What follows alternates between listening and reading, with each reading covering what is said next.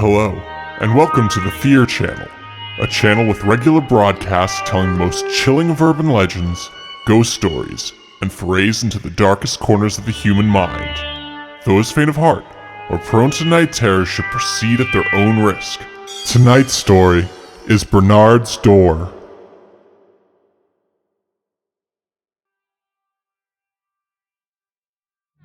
Bernhard's door is a dream condition that has been analyzed in several studies. The professors responsible for the analysis of the collected data believe that everyone has, at some point, experienced Bernhard's door. 32% of subjects interviewed, sample size 1,300, reported experiencing one or more dreams during the previous 5 years where the door was present. 16% recalled the door from childhood dreams, occurring at least 10 years prior to the interview. An additional 19% were able to recall the dream only when placed under hypnosis. 67% of interviewees have experienced the phenomena. In most experiences, dreams begin in the same home the dreamer occupied during childhood. The dreamer is alone, wandering their home, sometimes searching for something. The door is discovered in a hidden, inaccessible place, most commonly behind a large piece of furniture, such as a bookshelf or cabinet. The dreamer feels a strong sense of déjà vu, as if they'd known the door existed, but had forgotten about it for years.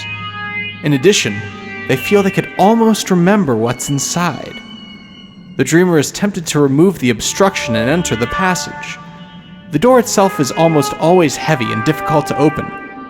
Sometimes a key is required, which the dreamer inexplicably has in his or her possession.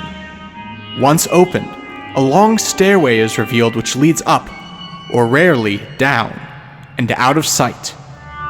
As the dreamer ascends, a growing sense of dread and irrational terror is felt. Reports grow inconsistent from this point onward, with descriptions varying greatly. One particular scenario is reported with some frequency, about 27%. In these instances, the dreamer comes to a room at the end of the stairway. Here they find an old toy, painting, or photograph, which they seem to faintly recall from childhood. As the dreamer approaches the object, it suddenly moves and appears to come to life. The dreamer soon becomes aware that the object is in some way malevolent, and it will attempt some form of violence or malicious act towards the dreamer. Reports vary on following events, with some dreamers being killed by the object, while others run away while the object chases them.